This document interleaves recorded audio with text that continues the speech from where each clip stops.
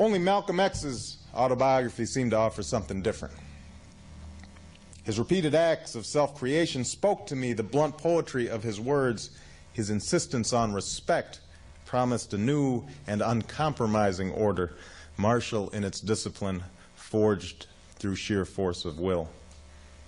All the other stuff, the talk of blue-eyed devils and apocalypse, was incidental to that program, I decided. Religious baggage that Malcolm himself seemed to have safely abandoned towards the end of his life. And yet, even as I imagined myself following Malcolm's call, one line in the book stayed with me. For he spoke of a wish he'd once had, the wish that the white blood that ran through him there by an act of violence might somehow be expunged. I knew that for Malcolm, that wish would never be incidental. I knew as well that traveling down the road to self-respect, my own white blood would never recede into mere abstraction. So I was left to wonder what else I would be severing if and when I left my mother and my grandparents at some uncharted border. And two, if Malcolm's discovery towards the end of his life that some whites might live beside him as brothers in Islam seemed to offer some hope of eventual reconciliation, that hope appeared in a distant future, in a far-off land. Where were the people who would work towards this future and populate this new world?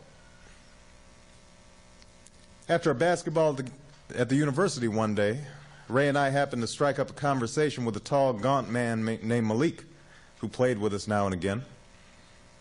Malik mentioned that he was a follower of the Nation of Islam, but that since Malcolm had died and he had moved to Hawaii, he no longer went to mosque or political meetings, although he still sought comfort in solitary prayer. One of the guys sitting nearby must have overheard us, for he leaned over with a sagacious expression on his face. "Y'all talking about Malcolm, huh?" "Malcolm tells us like it is, no doubt about it." "Yeah," the other guy said, "but I tell you what, you won't see me moving to no African jungle anytime soon. Or some goddamn desert somewhere sitting on a carpet with a bunch of Arabs. No, sir. And you won't see me stop eating no ribs either. Gotta have them ribs. And pussy too. Don't Malcolm talk about no pussy? Now you know that ain't gonna work." I noticed Ray laughing and looked at him sternly. "What are you laughing at?" I said to him. "You never even read Malcolm. You don't even know what he says." Ray grabbed the basketball out of my hand and headed for the opposite rim. "I don't need no books to tell me how to be black," he shouted over his head.